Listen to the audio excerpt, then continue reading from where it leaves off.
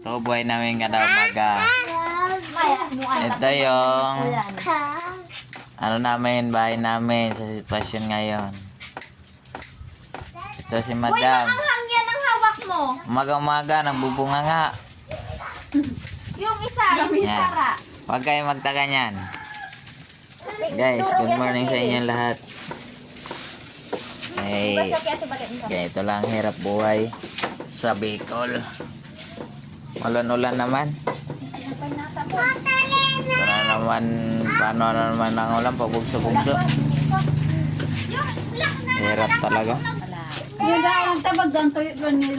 Ito naman ang panganay kong aki. Pusa lang ang umaga-umaga. Oh. Ito naman ang isa.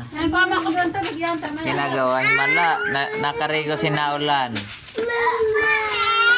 So guys, sa Kondalagita, nahiya pa. Babablog daw siya next time. Ano man ang kagulo? Dahil man gulo-gulo. Ito man, isa. Umaga-umaga magbubunga nga yan. Okay, magtaka niyan ha. Ito lang, simpleng buhay namin. Kakape. Ngayon ang kape mo.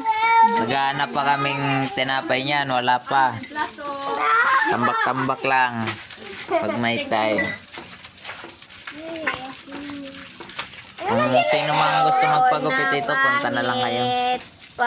Walang bahay na yung binagyo. Hindi pa talaga kayo sa ayos. So, maawa naman kayo kung sinong gustong tumulong sa amin. Sana naman, baka naman. Thank you.